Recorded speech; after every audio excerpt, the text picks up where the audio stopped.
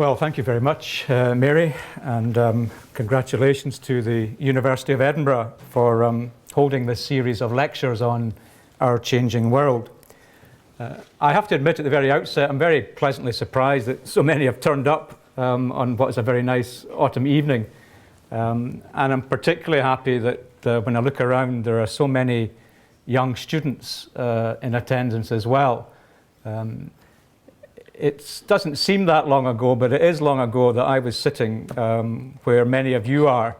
As Mary said, I was a law student here, barely managed to graduate, was very grateful for the education I received at Edinburgh University, but was acutely aware that it wasn't going to equip me to know what I wanted to do in the world and with my life at that particular stage. Like some of you, professions beckoned. For me, it was the legal profession. It didn't invite me at that point because I felt it was interested in smaller things, and there were bigger things happening in the world that I wanted to find out an awful lot more about before I decided what I was going to do with my life. So I was very lucky, and over the decades, and it has been decades, through travel and through work, I have learned something of the wider world. And if I had any sort of learning or lessons to share with those of you who are just at that stage of life and about to make your way, I would say think for yourselves, think critically, and think of the big picture. And for anything that I've learned in the ways in which I have been engaged in different parts of the world, addressing some of the key problems that we face today, it is that a human rights approach lies at the center of many of the solutions to today's global challenges. And I want to try, and without becoming too evangelical, share that with you, that human rights is a key discipline that has to be at the table when governance of the world is at stake. So I'll return to script. Our changing world is today, of course, a globalized world. It's an increasingly interdependent world with power shifting from individual states to the private sector, and increasingly from the developed world to the developing world. And in this changing world, there are very demonstrable gaps in global governance. Many of today's problems, whether economic, social, or environmental, can only be successfully addressed through a multi-stakeholder and a multidisciplinary approach, identifying a common framework of shared responsibilities. My perspective, which I offer, has been gained from active participation in addressing some of these problems. And my view is that the key stakeholder, when we talk about stakeholders, is the people. And that a key discipline is human rights. And that universities and academics are both ideally placed and share responsibility to facilitate such a multidisciplinary approach. So in exploring then our changing world, where should we begin? And I'm choosing to begin with the new millennium. And if we think back just 12 very, very quick years ago, quite an auspicious start was made to the new millennium. In 2000, the world leaders convened and agreed on the Millennium Development Goals. This was a landmark development. For those of you who aren't familiar with the MDGs, these are targets for advances to be made by 2015 in such areas as access to health, education, and reduction of poverty. So while it was a very auspicious start to the new millennium, it was soon overtaken by the events of 9/11 and the aftermath of the war in Iraq and the war on terror. This challenged the very foundation of international rule of law, and the multilateral approach towards global issues, even challenging the very validity and role of the United Nations itself. It wasn't until the World Summit of 2005 which saw the United Nations able to reclaim its role, and Kofi Annan and world leaders at that time recognized that there were three pillars that had to be in place for the 21st century. Those were security, development, and human rights. Security was recognized not only as security from terrorism and the whole mantra of the war on terror, but also as being human security. That is the satisfaction of the needs and the human rights to life, livelihood, and way of life of the most marginalized of the world, without which there would remain a potential for frustration and grievances to be pent up and spill out into terrorist acts. Development was recognized as sustainable development. That is the satisfaction of the needs and the right to development of people in a way that does not negatively impact upon the next generation's right to a healthy living environment. And the third pillar was human rights, which was recognized as being indispensable for achieving both security and development. And we only have to see in the last year or so that precondition of human rights, if you're going to have sustainable development and security, was perhaps the key lesson that came out of the Arab Spring, where we saw a demand for human dignity, and which is now creating conditions, although there will be ebbs and flows inevitably, but conditions which can lead to the progressive application of Islam to the modern society, and so counter Islamophobia, which has been an issue since 9/11, and enable greater respect of us all, either of all religions or of none, for the other in today's world. The genie is out of the bottle as a result of the Arab Spring. And let me just share a message I had from a friend in Cairo at the height of what was taking place there. And I think it makes my point better than anything I could say. This was a friend who led a relatively privileged life in Egypt. She had a very good job for a multinational corporation, lived in a safe neighborhood, happily married, proud mum of 2 daughters. And when I tried to contact her and other friends to find out what was happening in Tahrir Square and all of that, her friends told me that she'd last been seen going to Tahrir Square, and I couldn't get hold of her, nor could any of my other friends. And then I got an email from her, and I'll just read out some of it to you. She says, "My dear Alan, these are the happiest moments of my life. You know my family, we were very much involved in this revolution, not as organizers, but as Egyptian citizens. So we marched with them. We had our share of the gas bombs. In the day of the battle, the 2nd of February, we were there collecting stones for them in plastic bags. We took to them medicine, food, drinks, and blankets. We also got connected to the other Egyptians there, coming from different backgrounds, religions, and classes.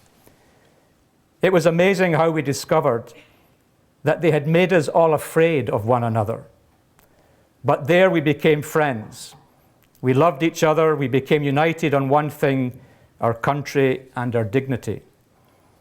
We all made an oath to keep this spirit and to try and make it cover the whole of our Egypt.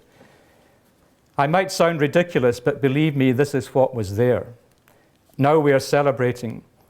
The young men and women are cleaning the square and painting it, and we are all looking forward to a happy and peaceful life where we could be contented and treated as human beings." So the genie is out of the bottle. A Rubicon has been crossed. Yes, there will be twists and turns and setbacks and defeats, but the necessity that if you're going to have development, if you're going to have security, but you dismiss the need for human dignity and for human rights, there's no way forward out of that impasse. And that, I think, is what underpins what is now developing in parts of the Middle East and North Africa. However, climate change to climate justice is what's on the tin, and that's what I now want to focus on as one aspect of our changing world. I choose this topic because it links all three pillars: security, development, and human rights. And it's probably the greatest challenge facing the 21st century. It's also a subject which requires a multi-stakeholder and multidisciplinary approach, and where also there's a critical role to be played by universities. Until recently, our climate change public debate, research and policy making, and international negotiations have generally been of a technical and scientific or environmental and economic character. It has tended to focus on projected future impacts, including the Arctic ice cap, polar bears, etc. What is now emerging on a global scale, with the impetus coming from NGOs in the developing world, but also within Scotland gaining significant momentum, is the concept of climate justice. At its heart is the connection between climate change and human rights, that is, placing people at the center of the solution. Climate justice involves a recognition and a commitment. The recognition is of the climate injustice. That is, that those who contribute least to carbon emission and climate change are suffering the most from its impact today. And this applies both globally and also within Scotland. The commitment is to deliver climate justice through a curb on carbon emissions, assistance to developing countries to proceed on a low-carbon development path through the sharing of green technology, and also to support adaptation to the inevitable impacts of climate change through supporting increased capacity building and resilience of those least able to do so by themselves. This connection between climate change and human rights was last year explicitly made by the UN Human Rights Council in its resolution, which was tabled by the Philippines and Bangladesh, but which was unanimously adopted. And it read in part as follows: "The Council reiterates its concern that climate change poses an immediate and far-reaching threat to people and communities around the world and has adverse implications for the full enjoyment of human rights." It went on to request the Office of the High Commissioner for Human Rights to undertake further work to address the impacts of climate change on human rights and to develop a stronger interface and cooperation between the human rights and the climate change communities, including through collaboration with the UN Framework Convention for Climate Change. Where's Scotland placed in all of this?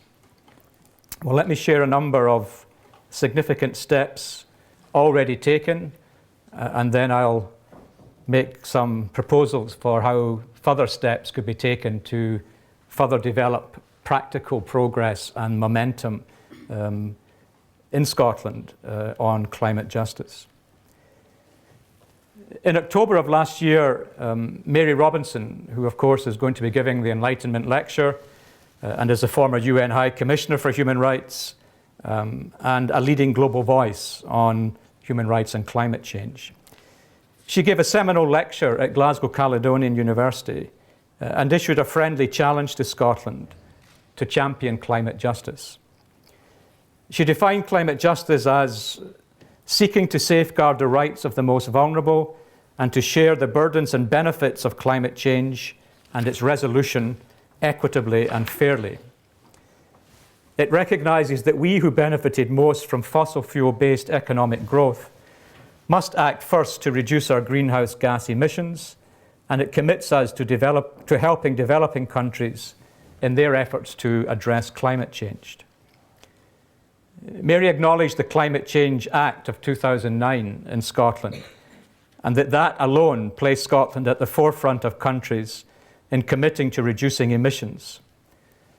She also recalled her participation in 2009 at a conference held in Glasgow by the Scottish Human Rights Commission and the Scottish Government, when the government committed to exploring how to develop a human rights approach towards climate change.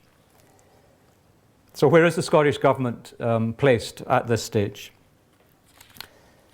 Very significantly, in December 2011 in Beijing, the First Minister of Scotland gave a speech in which he said the following: "Climate justice is what is required.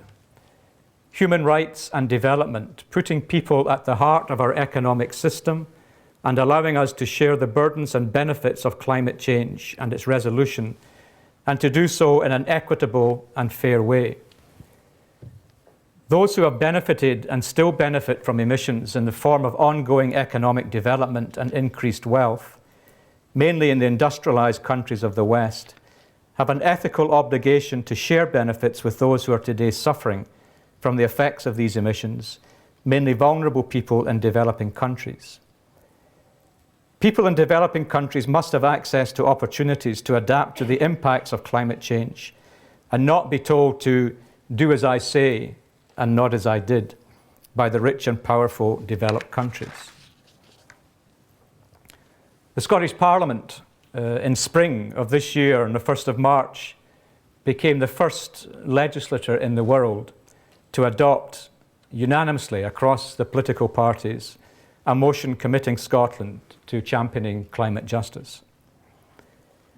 I was also very pleased to then join both Mary Robinson and the First Minister during the launch on the 31st of May of Scotland's Climate Justice Fund, which is committing £3 million to supporting water projects in 4 sub-Saharan countries.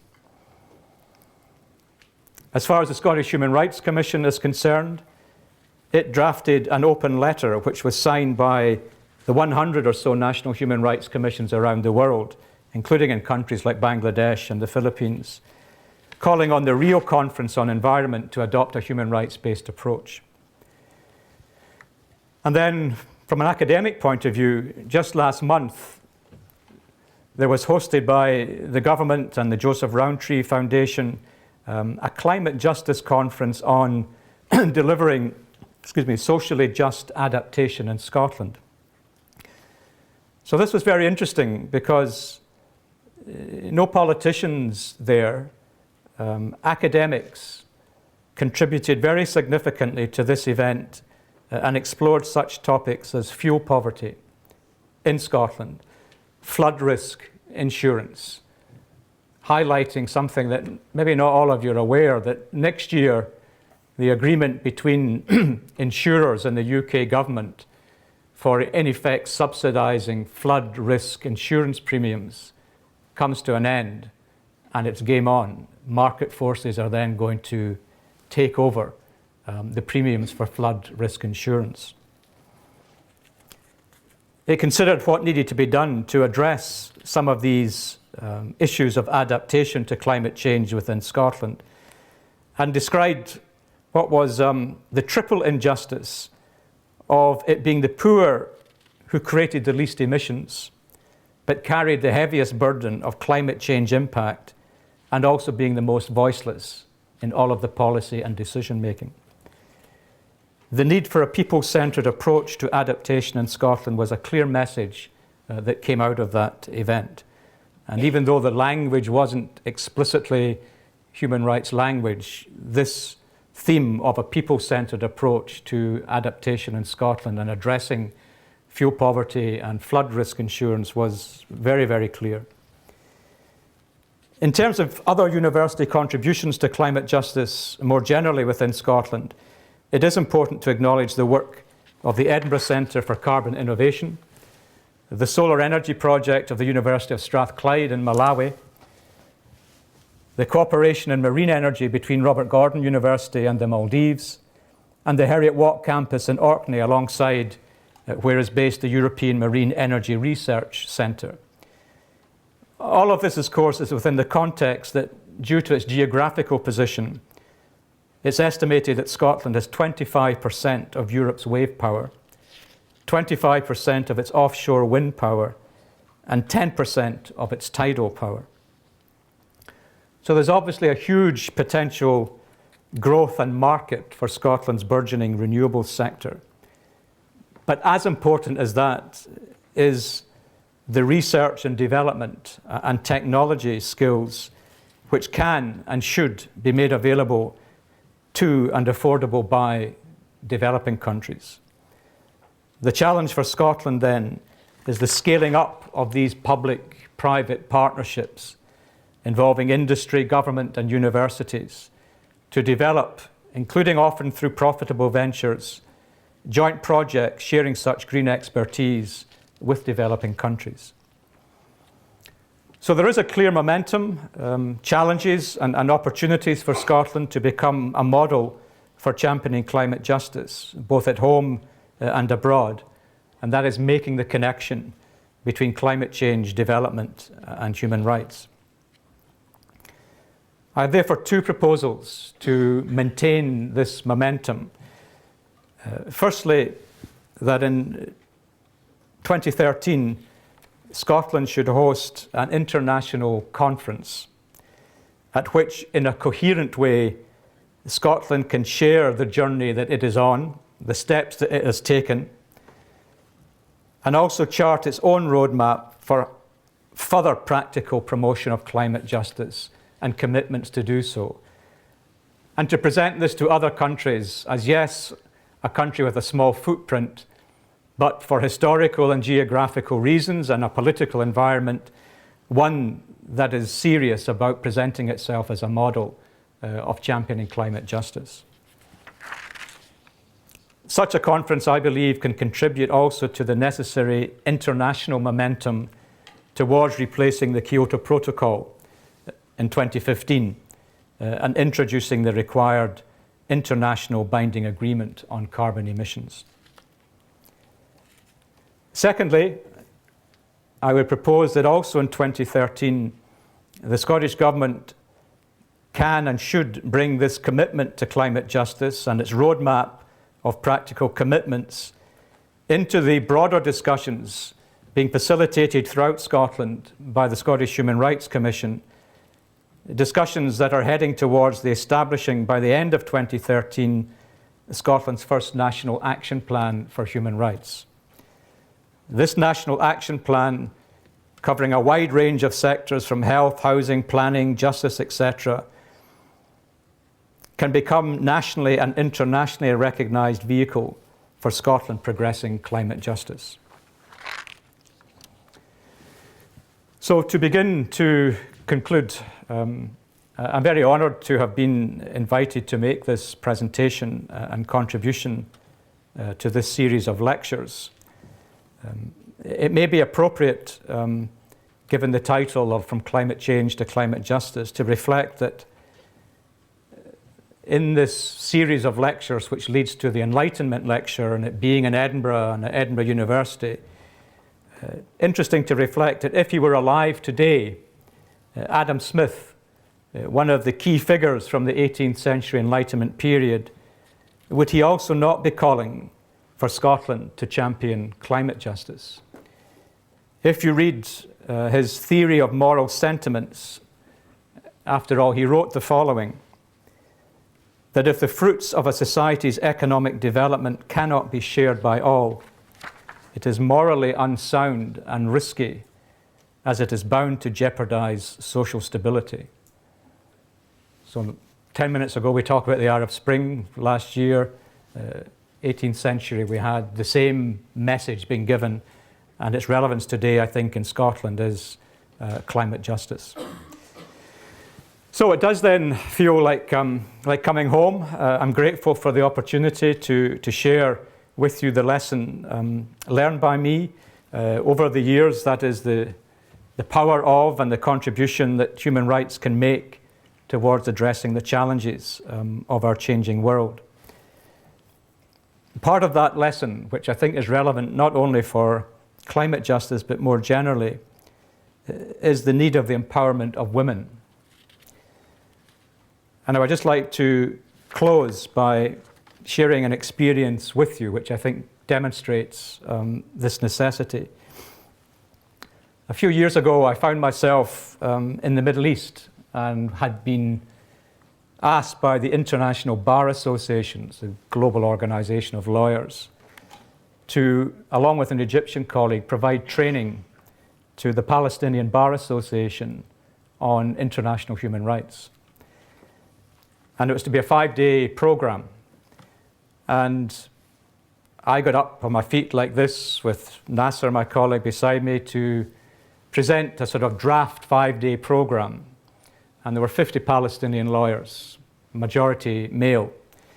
And I'd hardly got 2 minutes into what I was presenting when one of these Palestinian male lawyers got to his feet. And he was a man in his 50s.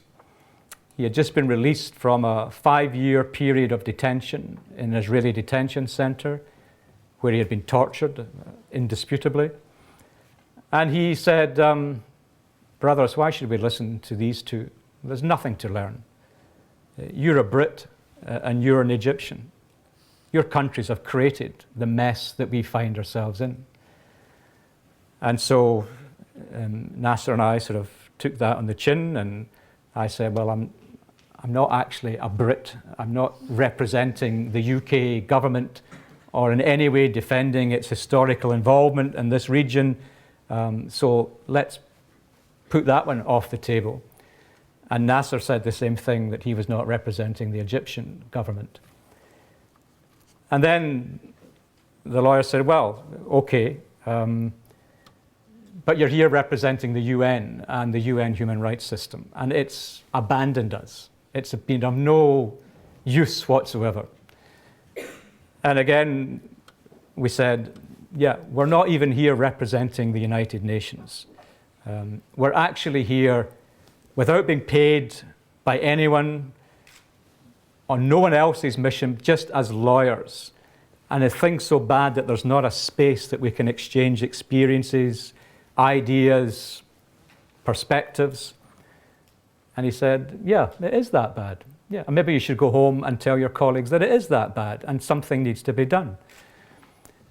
And then what happened was one of the handful of female Palestinian lawyers who was there, she just came forward, snatched the mic out of my hand and turned round and said, brothers, is it not better to light a candle than to curse the darkness?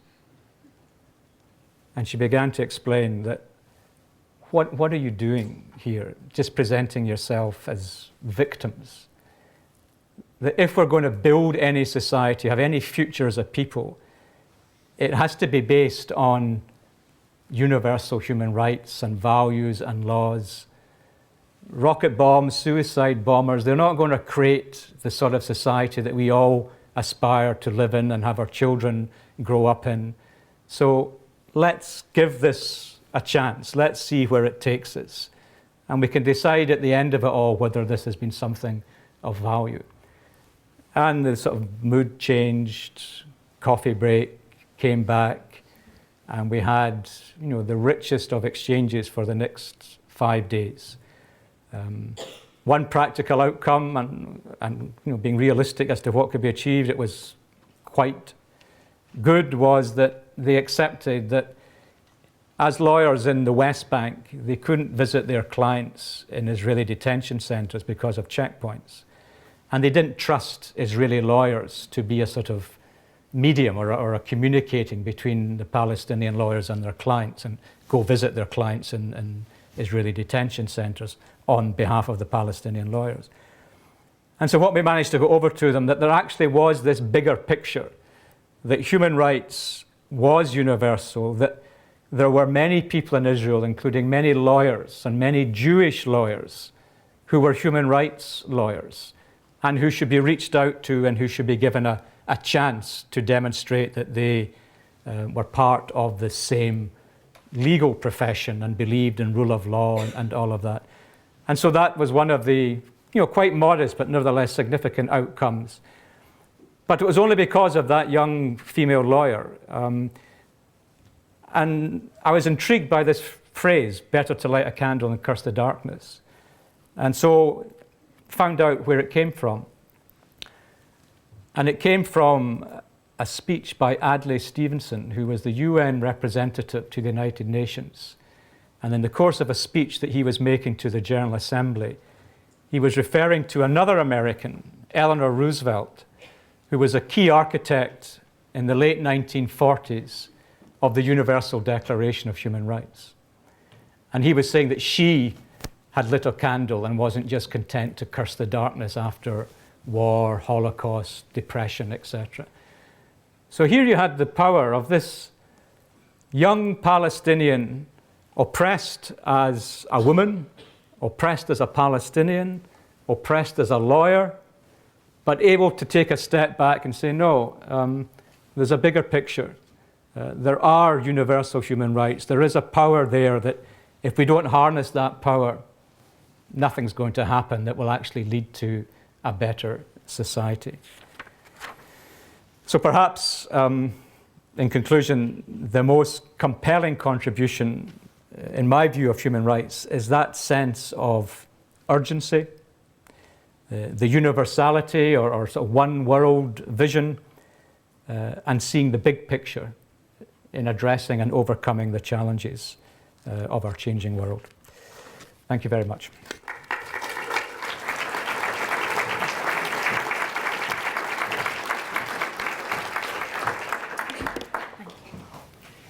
Well, thank you very much. I think that was really stimulating, and I'm sure that all of you have got lots of questions you'd like to ask. So, who'd like to begin?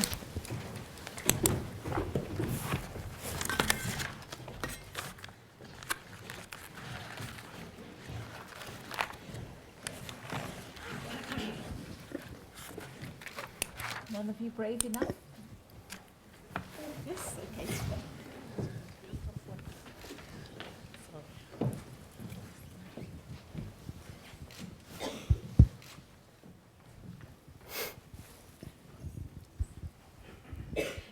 Hi, thanks for the great lecture. I'd just like to ask, when you say that people in developing countries are the ones suffering the most, can you give us any examples of what you mean, like specific countries and things? Yep. I prefer to take 2 or 3 questions and then come back. Are there any others? Again, thank you for your lecture. For 2,000 years, we've been taught to love your neighbour as yourself, and it hasn't worked in that length of time. Can you see your rephrasing of that in your lecture tonight to come any quicker?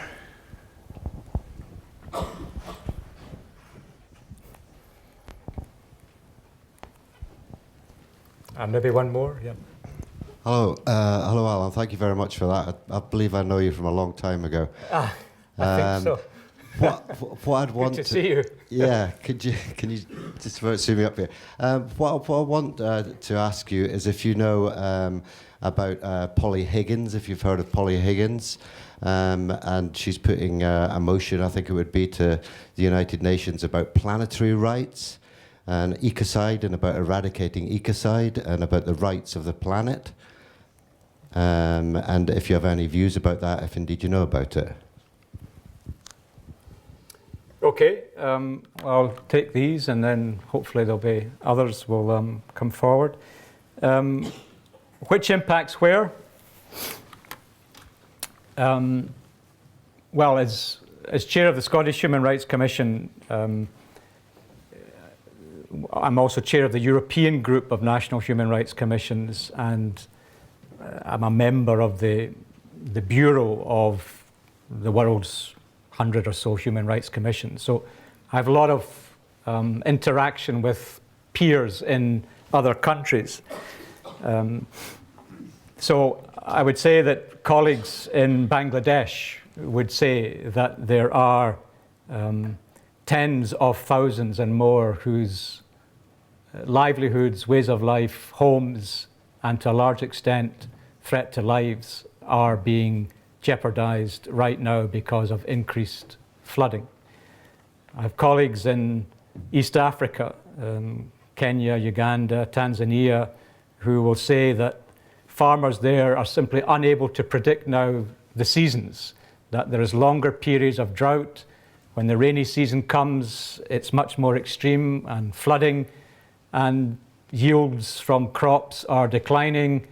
And it's very important that self-sustaining economies are able to harness agriculture at that community level, but that's becoming increasingly difficult. I think in the last something like 8 years have been the highest temperatures ever experienced in East Africa.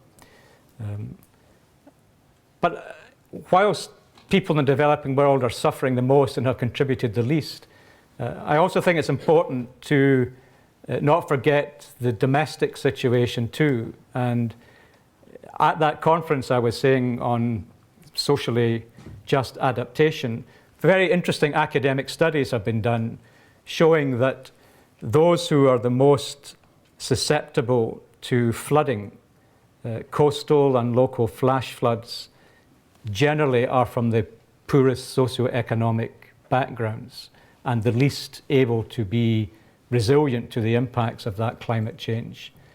And as I said earlier, the spectre of hugely increased premiums for flood risk insurance kicking in very soon will again impact on those least able to withstand that financial impact.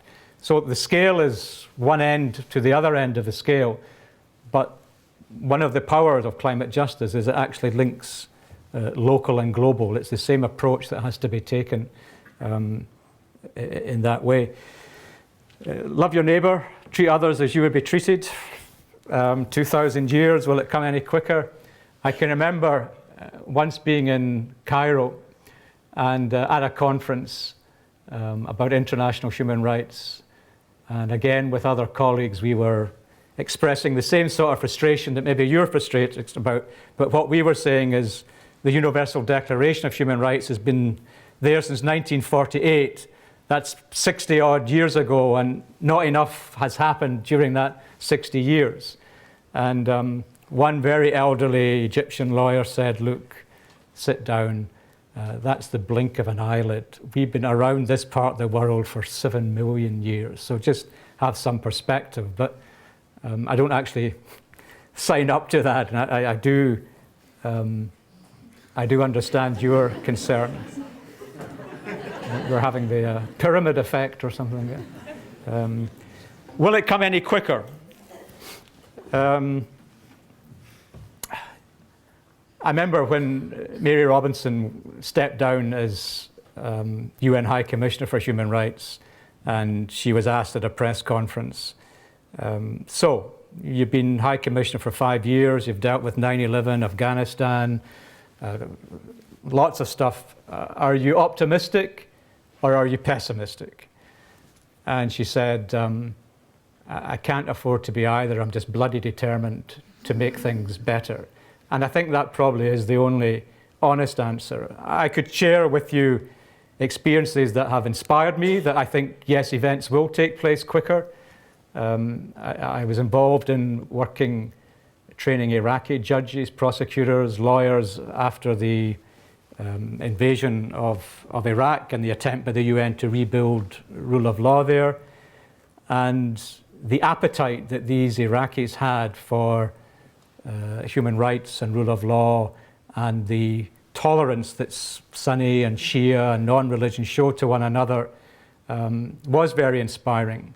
But I've also, as I said, seen and heard the experiences of colleagues in the occupied territories of Palestine, and there you look to see where there is some hope of progress being made, and it's not easy to see that. So, and then the answer to the previous question, there are millions of lives being lost to climate change. So there are all these urgent challenges, but I suppose I would sign up to Mary's philosophy of you just bloody determined to do what you can do. And I think we're on the right side of history, and I think with today's world, things are going to move much faster than they did in the past, simply because of the interdependence of the world, interconnectedness of it. The developed world, for example, can't solve climate change from its point of view without the developing world being part of the solution. So that sort of hegemony of the developed world doesn't work any longer. With modern communications and IT, I've done a lot of work bringing about the United Nations last year agreed that for the first time the private sector must be seen as having a responsibility to respect human rights.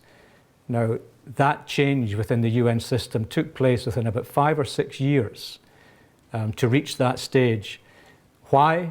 Because of, in part, modern communication systems, that if a multinational company was breaching someone's rights in Papua New Guinea, there was a local NGO there that would communicate with Amnesty or Human Rights Watch. It would end up in the front page of the Financial Times. There's no hiding places. And so business is slowly beginning to accept that it has to be part of the solution and not part of the problem. And the progress in that area has been, from a UN point of view, which can take forever and a day, has been very dynamic. Because of this interaction of modern communications, a globalized civic society, much more interconnected, and more transparency, and the public, I think, more informed than has been the case ever. Polly Higgins, I have heard. I don't know the background at all. Can't really pass any sort of relevant comment on that, but I remember you from years gone by, and I'm sure I'll hopefully have a chat with you afterwards about that. Okay, thank you. Do we have some more questions? Yes.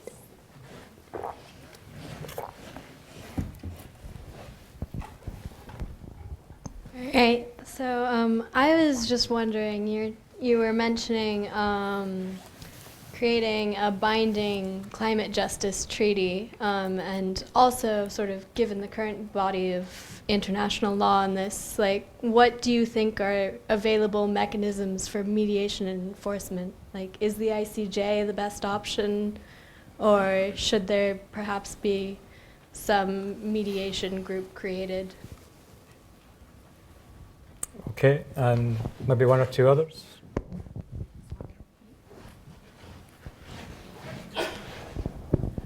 I was wondering if it is possible that addressing the economic rights of people in developing countries, such as right to income, right to work, to private property, would raise overall consumption to a level which will affect our ability to address climate change issues. And if there is this possibility, what should one prioritize?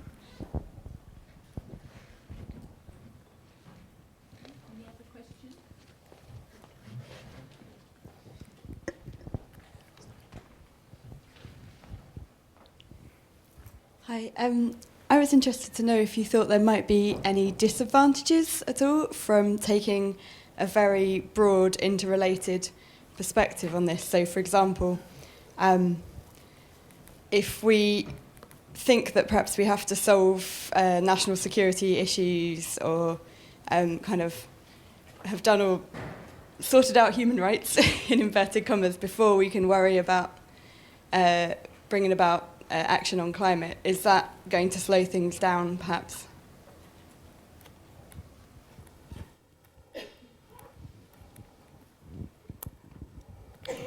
Okay. Just work my way back in taking up the last one. Are there any disadvantages of a broader, multidisciplinary approach? I don't think there are that I've personally encountered or have seen. Would it delay things by sorting out human rights before taking action on climate change? Rather than being mutually exclusive, they're actually mutually reinforcing that climate change can be most effectively addressed when human rights is part of the multidisciplinary approach.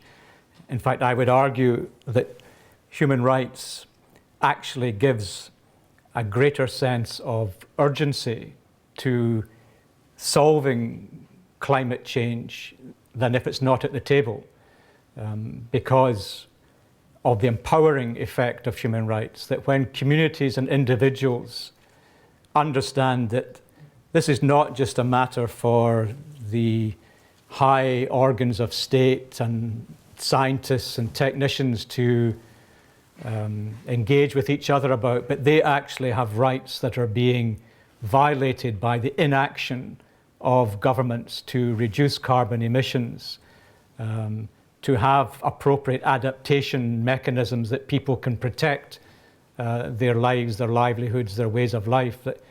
That sense of empowerment and holding governments to account, that it's not just a question of preferred long-term policies, but actually respecting international human rights obligations that they have to protect the right of access to health, housing, livelihood, etc. So I would argue that a human rights approach actually will get us to a solution more quickly than if it's not at the table. In terms of will economic rights being fulfilled in the developing world raise consumption, and can we afford that, and what the priority should be in those circumstances? Yes, I mean, I agree. I think there are huge challenges of the developing world has the right to development. That is a human right. It's recognized within the United Nations system. And whatever developed countries say or do about climate change, it is indefensible if they deny the right to development to those who haven't yet benefited from our enjoyment of development. But you're right that as these economies do develop and consumption patterns increase, the use of energy, the use of the need for food, etc., then that is going to create great demands on the capacity to meet that. Again, similar to the last question, the answer is to step up and scale up the degree to which renewable energy is actually promoted and shared with those in the developing world, and that the right to development is exercised along a low carbon path. So the access to electricity would be a huge boost to the economies of those countries. And sharing renewable energy as a means of doing that is the way to go about it. And it's getting that kind of mindset and understanding that the overwhelming economic case is for renewable energy. It's not just a moral or environmental issue, powerful as that is, but it actually is an economic incentive in order to address these consumption needs, that renewable energy is shared with the developing world. And governments let me give you an example. I was in Malawi in January, and I had a meeting with the Ministry for Energy. And I was talking about climate justice, and they were saying, well, of course we're all in favour of climate justice. We're a developing country. 8% of our population has access to electricity, 8%. And I said, well, so what's your right to development path? How are you going to increase that 8%? And they said, well, we'd like to do it through renewable energy, but we don't have the capacity to do that. We're going to have a coal-fired power station by 2025 if we want to increase the capacity of power and develop our economy and raise standards of life for our people. We've heard about this carbon capture storage. Could you help us?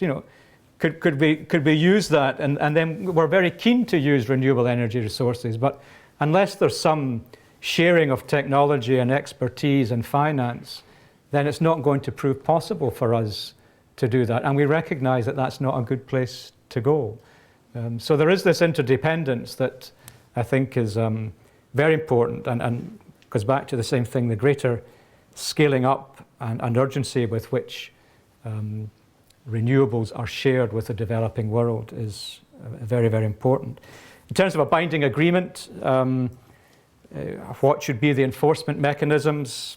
All of that will be requiring to be negotiated as part of that binding agreement. There are various options that are being explored, but I think the imperative is to get the political commitment of states to recognize and to sign up to an international agreement.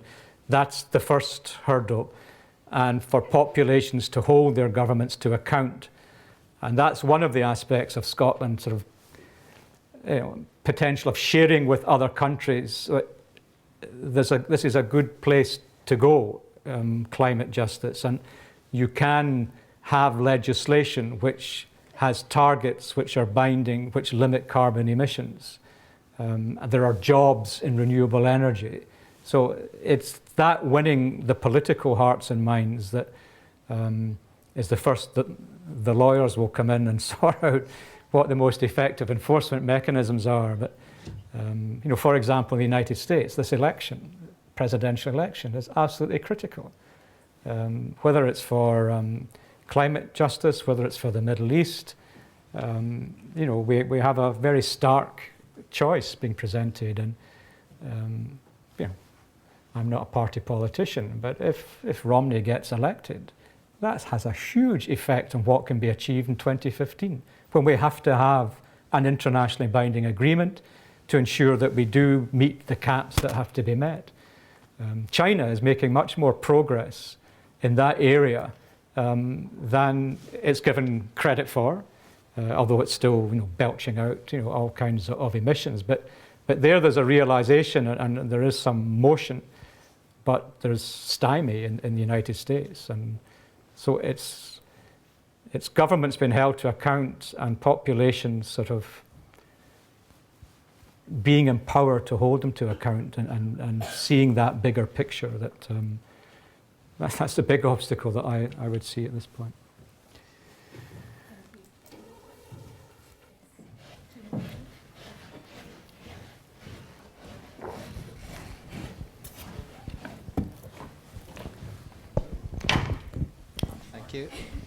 Thank you very much for a stimulating lecture. I'm very persuaded by the argument that human rights is at the centre of the climate change agenda. I think, you think of development, education, health, and interactions between them. That's a very powerful argument.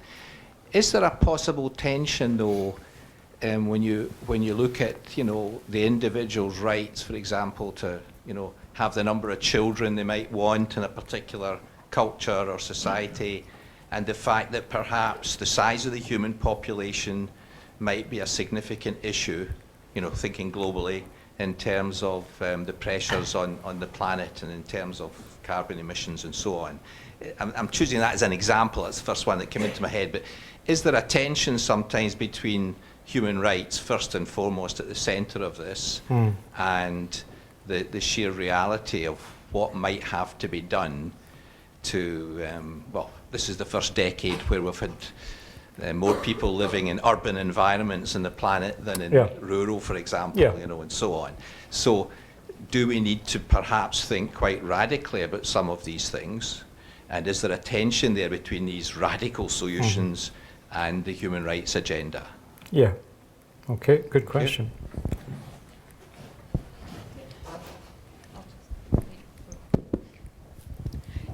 Yes, here. My question is actually very much related to that. Just with the example you just gave of the US and that actually China is sort of moving towards, sort of less emissions and all of that. Do you think that maybe ironically that the sort of more limited human rights in China allow it to push forward with those measures, whereas sort of the whole democracy and a lot of people in the US not being as much sort of, aware or in favor of, the current sort of stand on climate change, that actually limits the US towards moving towards climate justice, actually? Okay. Maybe one more. Hi there. The Owens The UN's estimates of urbanisation over the next century are pretty startling, and these cities are likely to be thrown up quickly, and some of the infrastructures in them are likely to be poor. Those sorts of infrastructures hide human rights issues like nothing else. How do you get into those places quick enough? How do you get involved in those urban systems and centres fast enough to deal with things before they get intractable?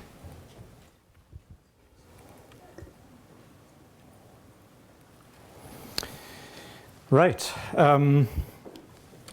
Tension, individual rights, population increase, public interests, more radical solutions might be needed, and human rights could get in the way.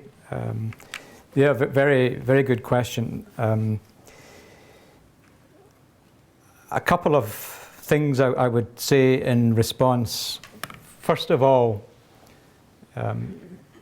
there is a misplaced perception that human rights is like a sort of one-way street. It's the trump card of the individual that can be played to counter any other one interest or public interest. The way in which human rights system was introduced with the Universal Declaration in 1948, all the subsequent international human rights treaty obligations, the European Convention on Human Rights, in the UK, the Human Rights Act, there is a balance that is struck in how the human rights system operates between individual rights and a public interest. And striking that balance will be different in different instances. But it is a balancing exercise. It's not a criminals charter or whatever, as might be the popular perception promoted by some politicians and tablets. It's much more sophisticated than that. You must understand, that treaty obligations, they're not dreamt up by people like me. You might say, human rights evangelicals. They're negotiated painfully by governments, civil servants, security people are involved, the police are involved. They're very, very grounded documents that governments are prepared to sign up to. So there is mechanisms for reconciling individual and public interest.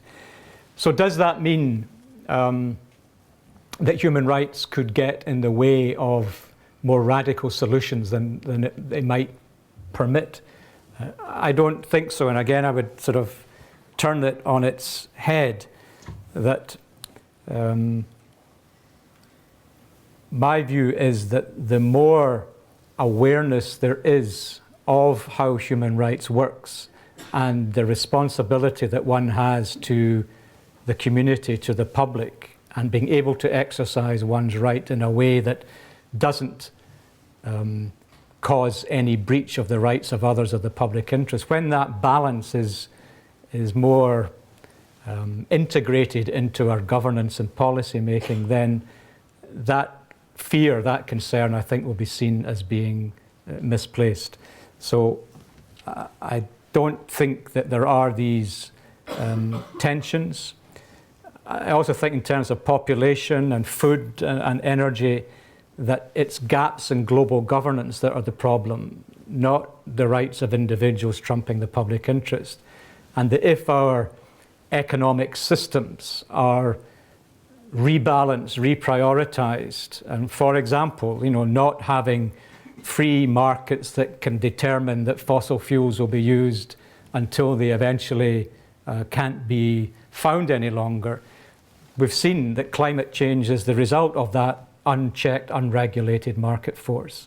The financial crisis that we're in now, which is impacting on how we address climate change, is because of that unfettered market force. So human rights actually is not that one-way ticket for a person or section of society. It is the foundation upon which the public interest and individual rights are reconciled. And it's a more mature system than perhaps is broadly understood.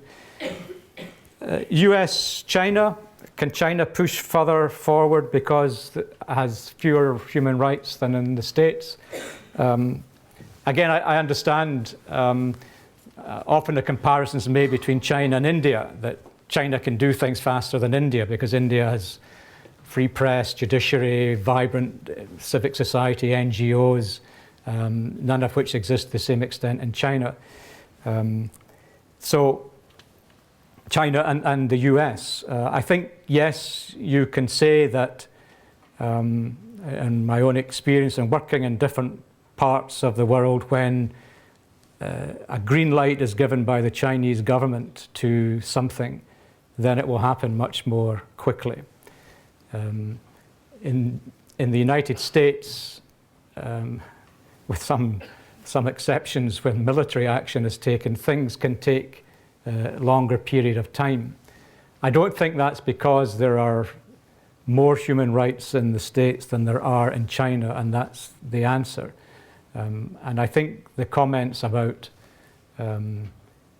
what Adam Smith made or about China, that in terms of stability and sustainable development, there is going to be a calling some point where the population, as is already happening, is going to seek greater rights, greater control over decision-making, impacts on their lives. And that's something that can't be put off into the future. We saw that in the Arab Spring, that you can't control and button up these societies unless human rights is there. On the other extreme, would too many human rights inhibit the big decisions that have to be taken? No, as I said before, I think human rights would actually provide the mechanism that what is done in a way that will get public support, that will be the least interference with individual rights to achieve the public interest as is possible. And that's a much more sustainable way than having a totalitarian state take arbitrary decisions, which can very often impact on the most disadvantaged. So I think human rights is the stability, and I think it does have this mechanism for reconciling individual rights and the public interest. Urbanisation, poor infrastructure, how to get in there fast enough. I don't know enough about that area that you're asking about to say anything that I think would be particularly helpful. So I'll just have to park that one. So. One question at the back, and then we'll come down.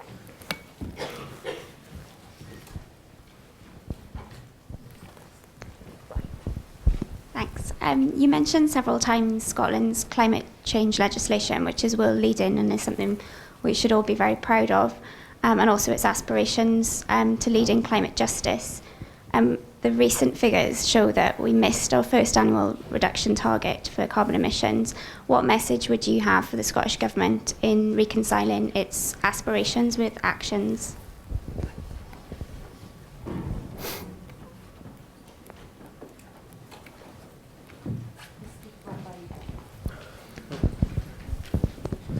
Thank you.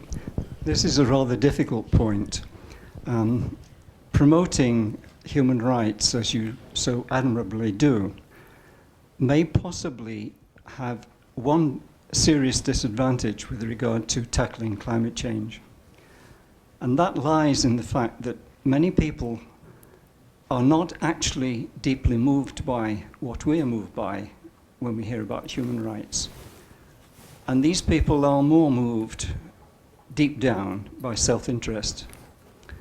And if we're going to really get anywhere with climate change, we've got to address both the moral case and the self-interest case side by side, because we've got to get a vast consensus of people worldwide to understand we've got to act very, very quickly in self-interest and for moral reasons in order to get something done about climate change. But it can't be one or the other, it's got to be both.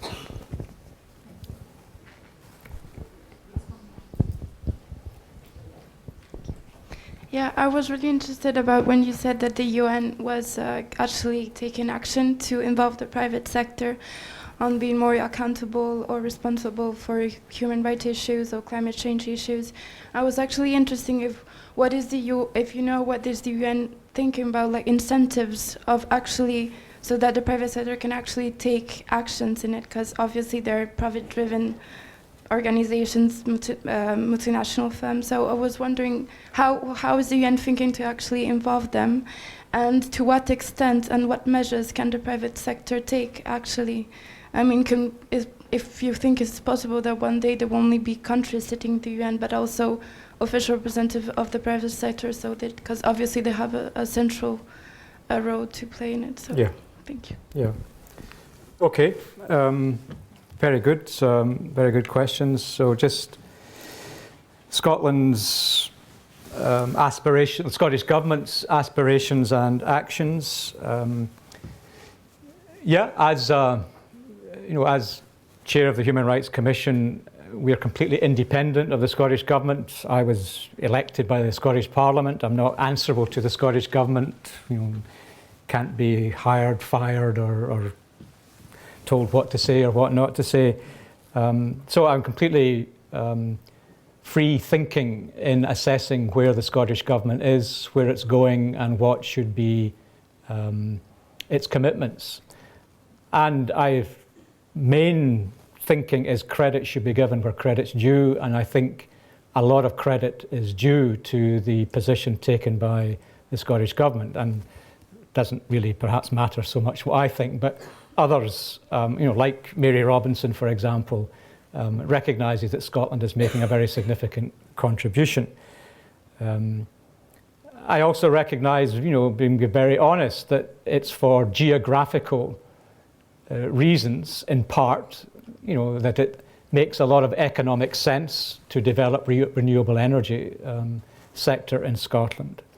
But I don't think that would be fair. I think there is, within not just the Scottish Government, but within Scottish institutions generally and the Scottish public, I've found as chair of the Scottish Human Rights Commission for the last 3-4 years, there is something, it's not purely mythology, although it's partly mythology, that we have this sense of fairness, of wanting to do the right thing, and quite taken aback if we're shown that we're actually not doing the fair thing. And so I think climate justice actually resonates very easily with the grain of Scottish society. And it's not just the Scottish Government that is promoting this, but it's right across political parties, and it's Parliament as a whole. But to directly answer your question, yes, I think the time is coming next year where, as I've said, this conference I think would be very good for Scotland to host an international conference saying, these are the steps we are taking. This is our roadmap. This is the further steps we're going to be taking. We encourage you to take similar steps according to your own context. But the Scottish Government has to be open to being held to account. And one of the ways in which that can be done is through it coming to the table when we'll be holding discussions over the next 6 to 9 months with a whole range of Scottish actors to shape Scotland's first national action plan for human rights. This takes internationally recognised human rights, maps where the gaps are and the good practices are in Scotland, and then has a roadmap for the progressive realisation of them.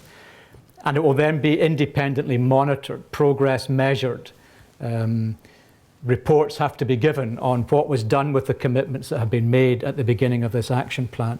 So I think that would be one vehicle that the Scottish Government should come to the table with realistic commitments and a willingness to be held to account.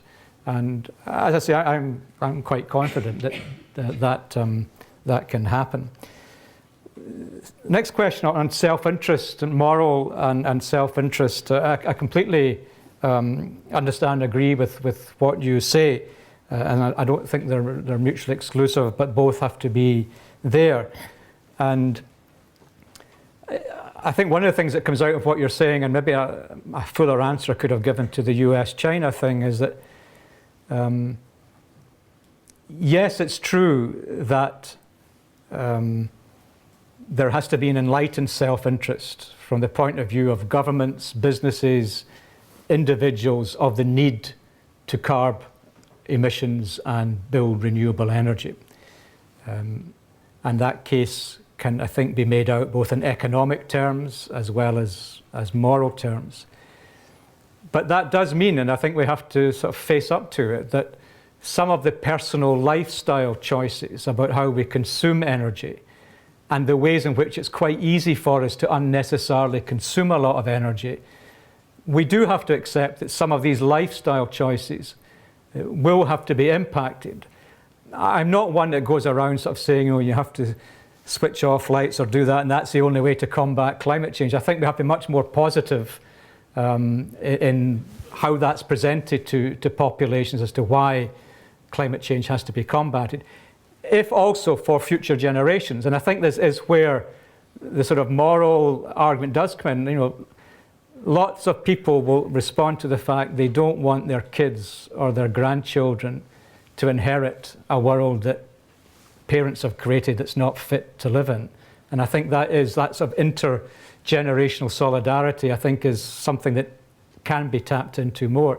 But in the United States, it's not human rights that sort of impedes facing up to climate change. It is the culture, it is the sort of lifestyle choices and the way in which society is organized, and the reliance on gas and this sort of psyche about having the big brute of four-wheel drives and a lot of useless consumption of energy. So that will have to be, I think, looked at much more critically, and yes, having an impact on some of our lifestyles. But I think there's lots of business cases of how that market can be created and fed, and that the private sector have a role to play also in their enlightened self-interest in seeing that this is where the direction of travel is.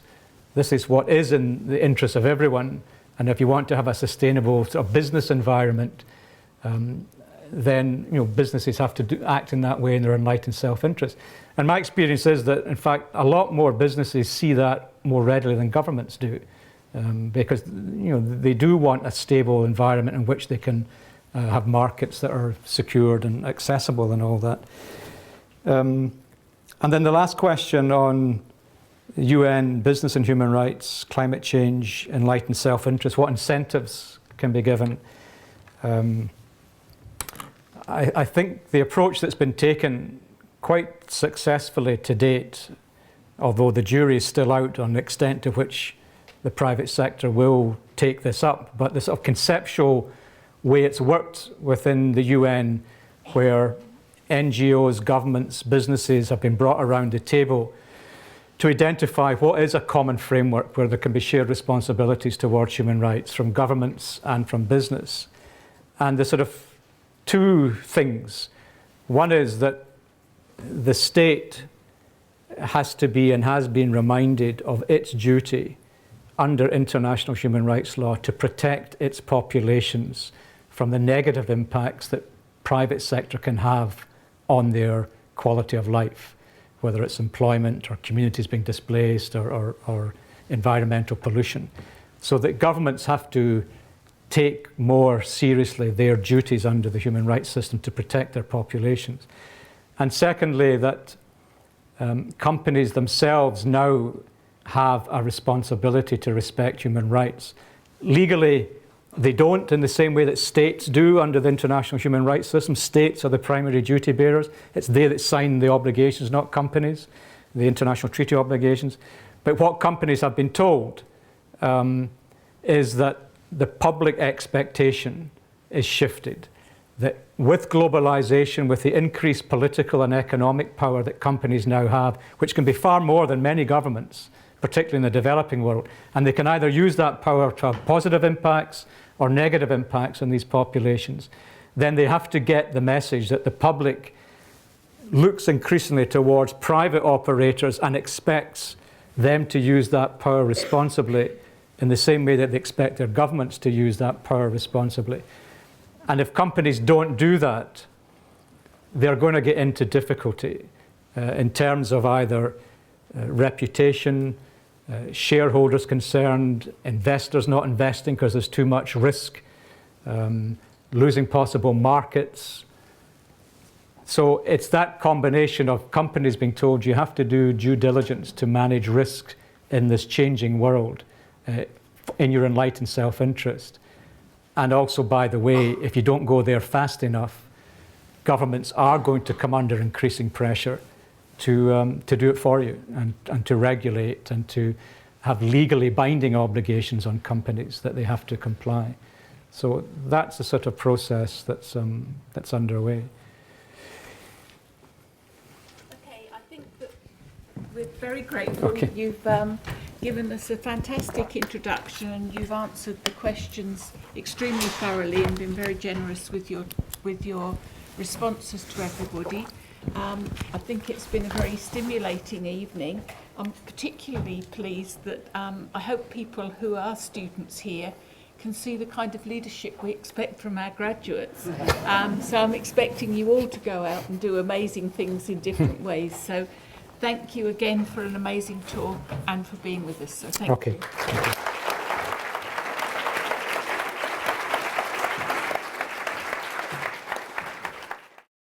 This production is brought to you by the University of Edinburgh.